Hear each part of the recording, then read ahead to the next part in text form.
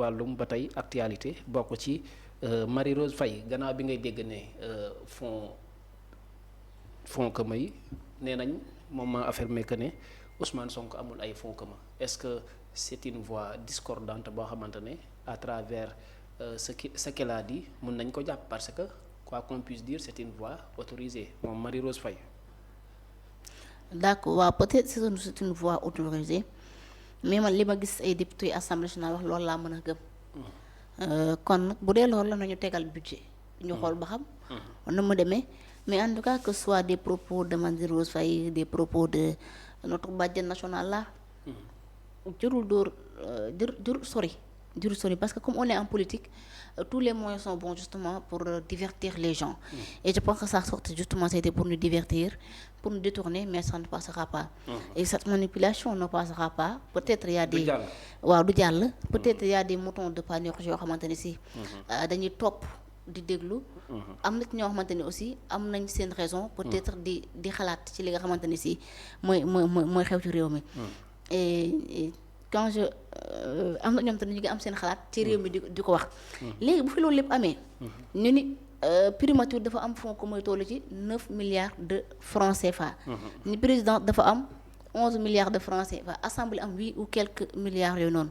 man damaa gëm ni li gën mooy que ni justement peut-être moom le premier di moom boobu comme moom taa mën na démentir wala taa mën na wax. bu génn wax exactement naka la demee wala ñu génn jox ñu ay preuves. te boo xoolee Marie Rose Faye ci suuf texte bi li ñu bind mooy que ni. xaw ma foo ko mooy dañ koy def pour les moo nekk ay fonds exposition pour utiliser ko na neen. mais loolu lu mën a nekkee yéen nga ni fonds commun amul ba pare nga dikkaat ba ci biir bi ba ci ginnaaw bi nga wax jeexal nga ni fonds commun dañ ko utiliser comme des fonds spéciaux dafa am na ñu ko utiliser. mais Marie Rose ko bëgg a waxal. wala kan ngay nax. am na ñuy xalaat nag madame la porte-parole du gouvernement. waaw du ñëpp ñoo bokk ci l'aile radicale voilà. Njëkk Sare moom defoon na fi double gamme d'erreur kon ki ko remplacer warul di def ci ay détails léegi de ce fait. vous avez évoqué l'Assemblée nationale que ni maanaam dette bu waroon am wala bu fekkoon ne fonds commun amut da ngay xaar assemblée. mais bu ñu sukkandikoo ci det kase ñoom ñu ne maanaam assemblée nationale dañ leen dribbler ki nga xamante ne mooy un directeur banque. est-ce que tey mënuñu dribbler assemblée nationale ci ñu bañ a xam ndax Sonko am ndax amul comme ni ñu ko defee ci det kase bi ba kii am ci accès. Cheikh assemblée nee na fonds commun am na léegi loo ci bëggati léegi fonds commun am na kay Marie Rose Faye moom demul nekkul assemblée.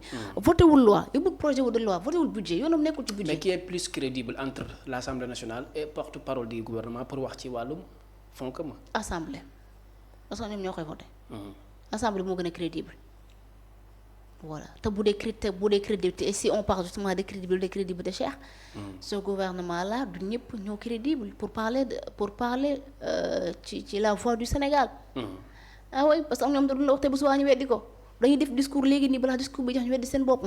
da nga gis du dem benn plateau wax fa di bu subaa mu dem beneen plateau wax fa leneen. kooku est-ce que am na benn crédibilité pour parler au nom du Sénégal il faut qu'on dise la vérité. am na ñoo nga xamante ni amatuñu crédibilité pour parler au nom du Sénégal. léegi nag comme le raser des murs que notre premier ministre avait dit ci ay jamono. am na ñenn ñoo nga xamante ni si. dañoo war a raser les murs ci wàllu noonu parce que waratuñoo wax au nom du Sénégal. tudduma kenn nag j'ai dit am na ñenn ñoo nga xamante ne wala nga maa jaxase. par contre Waly Diouf nee na am na ñoo xam ne APR ñoom on doit leur raser ñoom ci seen wàllum bopp. ah ouais. waaw raser nit. waaw ñu wat leen ba mu set. mais il s'est rectifié dafa xam nga moom instant dafa commencé di tiitan sur certains propos. non il faut yenn mots de il faut l'éviter c'est pas sûr àdduna warut a yàlla du nit. ok lan ngay tàggatoo gannaaw émission bi daal dinay jeex xam naa ne sax yaa ma teg pression waxtu bi jot na mais ñu bàyyi la nga tàggatoo quoi. Cheikh damay tàggatoo parce que dama am émission. merci beaucoup mbokk internet ñu ngi leen nuyuwaat baax a baax Serigne Mouhamadou Ndiaye ñu ngi leen di Ndiaye yaaram merci Cheikh Sidi. 2906 jërëjëf ñu ngi leen di jaar di nuyu ñëpp ñi nga xam te ne actuellement ñu ngi bàyyi xel live Sénégal TV waaye Demba yow da nga tax de xam nga da nga doon añ Habib Kayta ñu ngi lay nuyu di la jaar di jaar baax a baax Waly Ndour sa turandoo bi waxal ak moom waaye ñu ngi leen nuyu di nuyu ñëpp Mouhamadou Mballo merci beaucoup à vous ñu ngi nuyu ñëpp Mouhamed Mballo aussi ñu ngi leen di nuyu ñëpp ñi nga xam ne actuellement ñu ngi doon seetaan live Sénégal TV à travers votre émission Quart d'heure de vérité. Mamadou Pam temps yi gëj naa la dégg gëj naa la gis ba jàmm moo la tee di nuyu tonton Cheikh Abdou le grand journaliste di nuyu ñëpp ñi nga xam ne actuellement ñu ngi bàyyi xel chaîne bi di live Sénégal TV ñaan yàlla def jàmm ci réew mi di ko saax ci yéen. nga xamante ne d'une manière générale laataa ñuy ñëw ci benn par benn parce que Dame Mbodj mu ngi fa woon am na lu mu wax bëgg nañ sa njàngat ci loolu Cheikh Bara Ndiaye sa njàngat ak ki nga xamante ne mooy Waly Diouf Bodian d'abord d'une manière ramassée lan moo si sa njàngat. léegi Cheikh da may wax ni ma ci bii nga yem ba pare mais boo waxee Waly Diouf Dame Mbodj ma libelleel la ko bàyyi ma libelleel la ko wala da ngaa bëgg ma sur la forme d'abord est-ce que sur la forme est-ce que d'accord waaw parce que pourquoi ma préciser sur la forme parce que dañ ne du loo xam ne parti bi moo ko jël en charge mais Cheikh Bara Ndiaye moo ko initié est-ce que ça a été le moment est-ce que waruñu woon xaar des économistes ñoo wax ci mais dañ gis ne c'est une réponse politique sur la forme d'abord. D'accord, tout à fait. Alors sur la forme Cheikh d'abord man j'ai des choses à souligner ci li nga xamante ni moo am ci conférence de presse bi parce que bu fekkente ne dañu les avocats de Macky Sall ont sorti pour faire une conférence de presse pour faire une conférence de presse du moins génn leeral ci li nga xam ne moo nekk det bi ñu doon wax yooyu yëpp xew fi man dama gëm ne xëy Pastef bu ñuy organiser après poste war nañ koo mën a teg ci base boo nga xamante ni si bu légal la wala boo ñu teg ko ci au moins format boo nga xamante mën nañ sax dañ indi ay nit yoo xam ne dañ xaw a dabal les appareils yu toog mais Cheikh il paraît que boo gisee Pastef bi ñu indi mooy Cheikh Bara ki ñu indi mooy Waly ku ñu indi mooy le directeur de AFPT ki ñu indi mooy waaw ki ñu indi mooy l'autre là Dame Mbodj te da nga gis ñoom ñëpp ñu ci indi daanaka ñoom ñëwuñu woon pour man dama gëm ni ñoom ñëwuñu woon pour répondre ci li nga xam ne moo nekk techniquement ñëwuñu woon pour tontu wala pour indi benn riposte bu dëgër concernant li nga xamante ni si moo nekk rapport caché yi nga xam ni l'avocat de Macky Sall daal na koy relayer teg ko ci kaw table ji nii lii la ñu nëbb lii lañ bëgg mu feeñ mais dara ñëw justement pour xuloo pour danga sante wala pour xaste encore une fois ni ko nit ñi di waxee xasit du xaste nañu bàyyi xaste bi ci penc mi nañu bàyyi waxante bu ñaaw bi nga xamante ni si moom la ñu semé ci biir landerneau politique dem booy déglu Cheikh le débat bi dañu ko indi benn niveau bassesse boo nga xamante ni si man mi doon déglu sax damaa mujjee arrêté li ma doon déglu parce que li ma bëggoon a dégg dëggantaan wala boog li ma foogoon ni dinañ ko wax mu nekk des idées concrètes mu nekk mu nekk peut-être des preuves tangibles par exemple dañu xamante ne démonter ni lii toog démonter l'avocat de Macky Sall pièce par pièce parce que man bëggoon naa justement ça parce que rusloo ma ñu rusloo ma comme tey ñu indi des preuves tangibles ñu teg des preuves yoo xamante ne c'est palpable ñu démonter teg ay pièces teg ay documents démonter pièces et pièces lépp loo nga xamante ne si l'avocat de Macky Sall def na ko maître Aïssa Sall wax na ko maître Amadou Sall wax na ko ñu teg ko sur la table indi ay leer bu ko def au moins pour édifier les Sénégalais ci li nga xam ne moo nekk cette soi-disant dette cachée mais tel n'est pas le cas alors là je pose des questions Pastef manquerait-il des juristes voire même de véritables cadres yi mu doon wax c'est une question que je me pose je ne dis pas que amul ay juristes je ne dis pas que amul ay cadres mais je dis que Pastef manquerait-il des juristes voire même de véritables cadres ou des experts financiers voilà. aussi Où sont ces experts financiers où sont vos économistes où sont vos juristes où sont vos avocats où sont vos 52 universitaires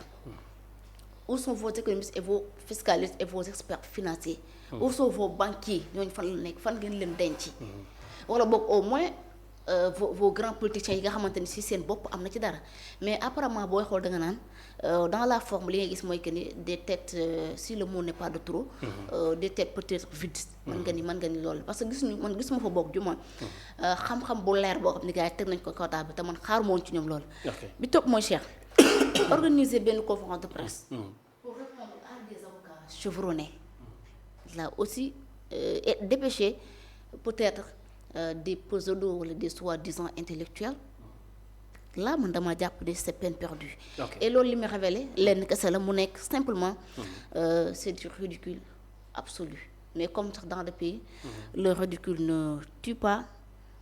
Vraiment Cheikh, je ne comprends pas où sont passés les fameux 4000 cadres. J'ai beau regarder Cheikh, mais je ne vois que des amateurs. ci li nga xamante ni si moo nekk dem je ne vois que des amateurs.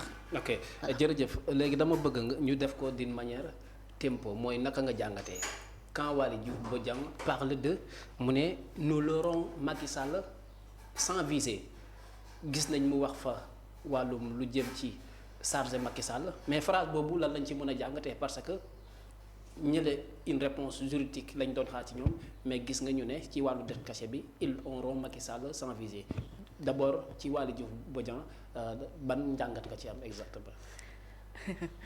sama copain. Waly xam nga Waly dafa baax nag wax dëgg yàlla Waly. xam nga man damaa gëm ni xam nga wax naa la fii keroog may la mën nañoo am ay dualité. mën nañoo am ay adversité. waaye animosité bi ci langue politique bi sur le landerneau politique man damaa gëm ni war naa mën a dakk. mais nag quand on a quelqu'un comme Waly, je répète le mot encore, notre répondeur automatique ko nga xam ne yow heure bu la déggee nga wax da ngay wax avec la haine, da ngay wax avec la rancune, da ngay wax avec la vengeance, comme si que ni yow dañ la dégg ngay wax ngay def ay gestes mel ni kuy tirer ay balles. ñu la dégg ngay wax ay waxu piqûre, ñu la dégg ngay wax ay waxu xawma tirer je ne sais pas genre moo yom te ni man damaa jàpp ni waruñu ko di mën a génne ci li nga xam ne moo nekk ci la débat politique xawatina ci politique bi nga xam ci la nekkee. nga man damaa gëm ni il faut justement prôner benn Sénégal boo nga xamante ni si sa apaisé, benn Sénégal boo nga xamante ni uni. Le Sénégal est indivisible. gis nga Macky Sall nekk na fi pendant 12 ans jóge na fi man dama gëm ni le mieux que mooy li gën ci régime bi ñu joxante loxo jox Macky Sall laa may ne ko nañ bokk liggéey dëkk bi dina avancer dina neex dina prospère te dara du xew. mais bu fekkente ne nag tey ñu y a une maladie boo xam ne am na ci les hommes politiques de gis nga cette haine là buñ ko fi jëlewul wallaay foog ñu jël fi kenn xam ko te ci ay lendemain sombre que c'est la nar a jëme li nga xam ne moo nekk réewum Sénégal. et surtout pour un responsable comme Waly, le directeur général de l'APOR, ñu dénk le poumon économique du Sénégal. Actuellement ñu ne l'économie est au bord du gouffre, ñu ne l'économie est à terre. Sa premier ministre toog ne la on est au 4e sous-sol. man je pense que am nga leneen loo nga xamante ni si moo la waroon a gën a yitteel lu dul toog naan Macky Sall mooy suñu cible. Macky Sall mooy seen cible ci ban base lan ngeen koy ciblé te doon ko jàpp loolu mënta nekk mun leen a jàpp Macky Sall sans ay procédures judiciaires mun leen a jàpp Macky Sall sans ngeen am lu ngeen ko accusé teg ko ci wetam. et là aussi man je pense fekkente ni si Macky Sall moom moo leen teree nelaw man gëm naa ni dootu leen nelaw ba yandoor parce que ko nga xamante ni si lu ngeen ko gën a xas sur le plan national. lu ngeen gën a ternir son image sur le plan national à chaque fois ngeen gis muy gën a am benn aura diplomatique. ñu ko gën a gis muy briller di rayonner sur le plan international ñenn ñi di ko gën a bëgg tubaab bi di ko gën a naw ñu bëree bëri ba koo xëcc di ko xëccoo di ko tekki seen wet ngeen gis ni am na benn leadership incontestable boo nga xamante ni mu ngi ak moom un grand homme d'état koo nga xamante ni ba léegi di tey bu demee ànd ak les chefs d'état da nga naan sax moom la ñu gën a jox gëdd dañ koy tekki da nga ne moo nekk les choses VIP là aussi mën parce que bu ko bëggee soxla da ngay sonn chaque jour may la mayu yàlla baal ak borom ginnaaw ba ko suñu borom di fas fasaale wula ca mënoo muus sa ko mu tet ba suñ borom fas la ca gis nga lu ñuy fàng kenn du ko jeex te gis nga li mu am suñ borom moo ko may dañ koy bàyyee ak moom.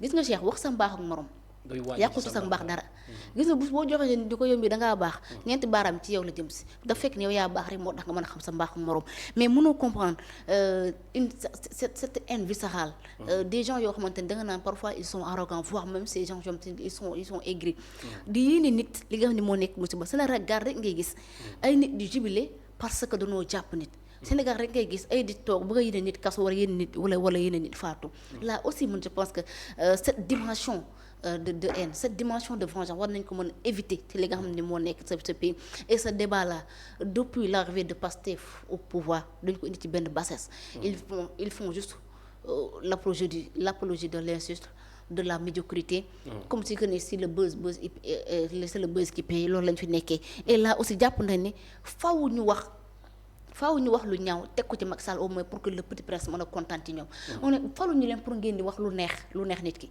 dañ leen a fa justement pour soulager la souffrance des Sénégalais mais au lieu au lieu de s'occuper des véritables enjeux de l'heure, au lieu de s'occuper des véritables urgences de l'heure, ils sont en train de nous parler de Macky Sall le matin midi soir. Et là aussi depuis ba ngeen dalee Macky Sall ba tey amul lu mu yokk ci li nga xam ne moo nekk poste sénégalais. Et je pense que il est temps justement de tourner vos vestes et justement ngeen tourner seen regard ci li nga xamante ni moo nekk les véritables urgences de la population sénégalaise au lieu de nekk fi di ñu sonal ak ki nga xamante ni si moo di Macky Sall. Te gis ngeen Macky li ko Serigne Mountakha wax dafa ne wenge ñun ñëpp ñu teg suñu ay bët lii ñëw moo gën a baax foofu li nga xamante ni si moom ko weesu.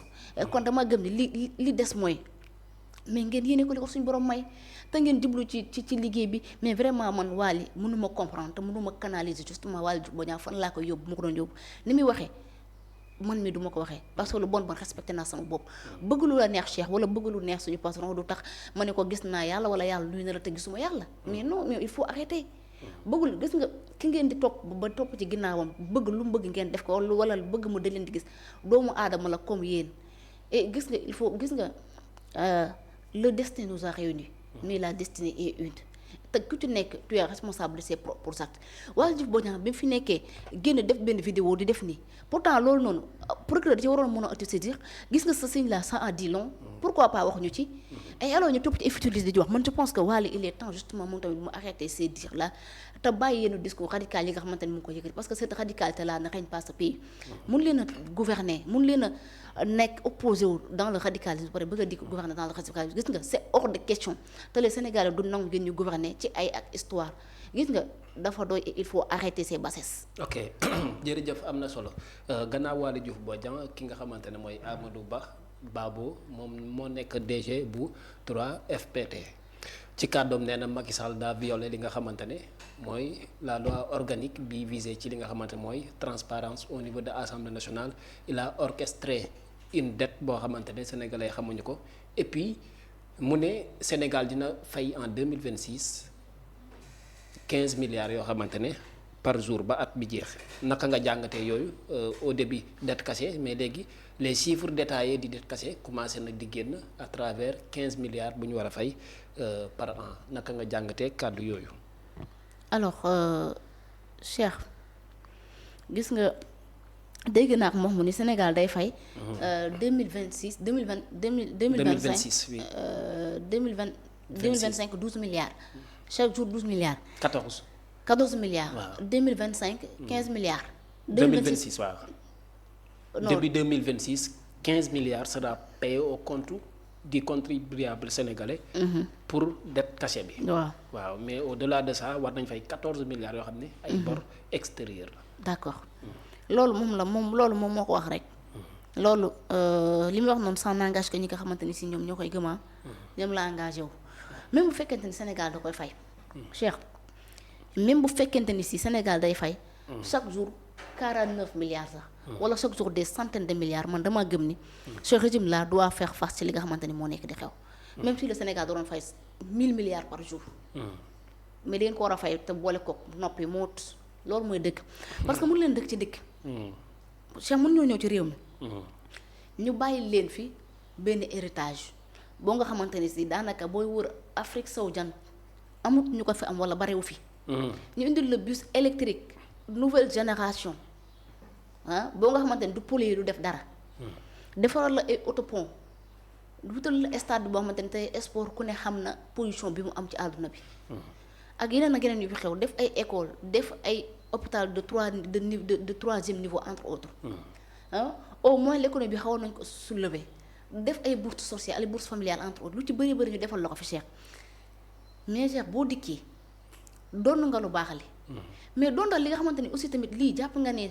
doxul mais da nga koy doon la boole ko noppi mais il faut assumer mais gis nga Cheikh gis nga quand on est incompétent on accuse d'autres mais loolu moo dal ce régime là. Je suis désolée de le dire mais c'est la pure réalité. Mais est-ce qu'ils ne sont pas à saluer ou féliciter du moment où ñu ngi nar a maanaam naan duñ sombiwul comme ni ko Cheikh Bara waxee.